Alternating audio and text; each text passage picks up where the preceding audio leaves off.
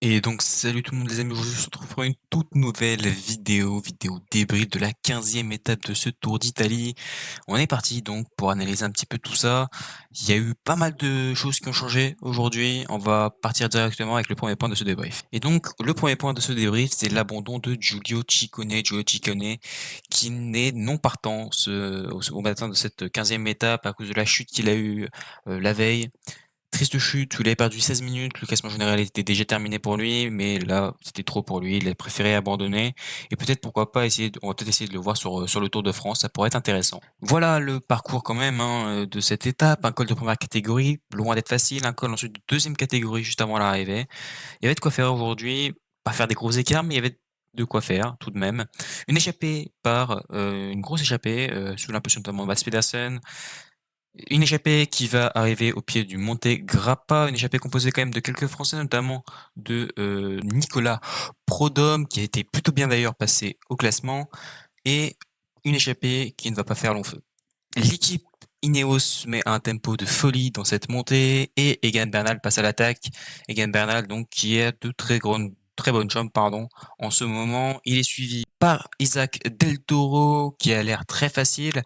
Carapaz les rejoint un petit peu plus tard avec notamment Timen Arensman et je crois aussi Antonio Tiberi à confirmer. Et donc c'était Antonio Tiberi avec eux. Et ils partent ensemble, ils font un bon petit trou quand même sur le groupe derrière. Un groupe constitué avec, pas mal de coureurs, notamment constitué de Juan Ayuso, il y avait aussi Primoz Roglic. Enfin bref, il y avait pas mal de favoris du général qui étaient là.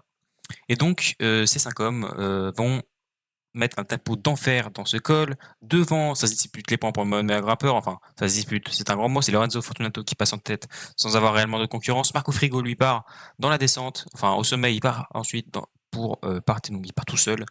Il part tout seul et le peloton, enfin le groupe maillot rose qui sont alors constitués de 5 coureurs, rejoint, le groupe d'échappés qui est à la poursuite de Marco Frigo dans la descente. Ce groupe qui est d'ailleurs aussi rejoint par le groupe Ayuso, Roglic et tout le tralala. Regroupement en bas de la descente et donc un seul coureur en tête, Marco Frigo. Un contre s'organise et part, avec plusieurs coureurs, notamment Romain Bardet parmi tous ces coureurs et Marco Frigo est rattrapé dans la montée finale, attaque de Carlos Verona, il est suivi par un coureur de la Quick-Step, la Soudal Quick-Step, Gianluca Garofili, je crois qu'il s'appelle, et ce coureur va pas tenir bien longtemps, il va être rejoint d'ailleurs par Filippo Zana.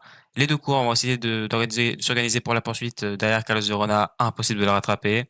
Et dans cette dernière montée, nouvelle accélération de l'Ineos, nouvelle attaque. Degan Bernal un petit peu moins tranchante que lors du col de première catégorie, mais c'est un petit peu logique, hein, la pente était pas assez compliquée pour les coureurs pour pouvoir faire des écarts. Carapaz va aussi essayer d'y aller, Samoniette va aussi essayer d'y aller. Aucun des UAE ne craque. Et qui est-ce qui craque? C'est Primoz Roglic. Primoz Roglic, les amis, qui craque, qui prend 1 minute 10 au final à l'arrivée. Et Primoz Roglic qui perd beaucoup de temps. Voilà, le coureur slovène à l'arrivée, dégoûté, dépité.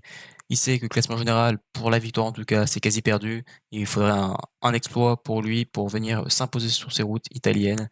Malheureusement pour lui, c'est un nouvel échec, mais il va falloir qu'il rebondisse rapidement s'il veut pouvoir finir quand même ce Tour d'Italie en beauté.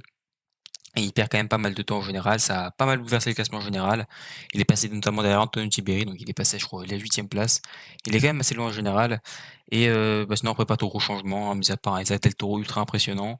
Et une gestion de course un petit peu douteuse quand même de la part des UAE. UAE qui s'est mis à rouler lors de l'attaque de Bernal et quand Del Toro a suivi. Ils se sont mis à rouler derrière lui. Est-ce que c'était vraiment utile? Je ne pense pas, puisque dans ce premier col, Isaac Del Toro avait l'air plutôt facile. Il était devant en plus. Est-ce qu'ils auraient pas plutôt forcé Red Bull Bora ou l'équipe Visma encore à venir rouler? Ça aurait pu être une bonne idée, mais bon, et visiblement ils voulaient pas laisser partir, ils ont choisi cette optique-là. Dites-moi comment ce que vous en pensez, mais pour moi ça aurait été peut-être plus intelligent de faire rouler, les autres équipes que plutôt que faire rouler UAE. Et donc on en revient quand même à la fin de cette 15e étape et la victoire de Carlos Verona qui s'impose sur les routes italiennes. Magnifique victoire pour l'Espagnol. Sa première victoire sur un grand tour et évidemment, ça fait la marque d'un champion et surtout, ça montre aussi la grandeur de l'équipe Lidl Trek. Au matin, Giulio Ciccone était non partant. Quelle belle réponse, une victoire d'étape. En plus, ça fait quand même la 6e victoire d'étape sur le Tour d'Italie. 4 victoires pour Mats Pedersen, une victoire pour Dan Hule sur un chrono. Et enfin, cette victoire donc de Carlos Verona, une victoire magnifique et pleine de bon sens, pleine de joie pour le coureur espagnol. Voilà, c'est tout pour cette vidéo. J'espère qu'elle vous a plu. N'hésitez pas à liker, à vous abonner. Nous, on se retrouve demain matin à 11 heures, pas pour un débrief, mais pour une vidéo un petit peu particulière sur le Tour de France 2025. Vous allez voir. Allez, bye la team, bye tout le monde.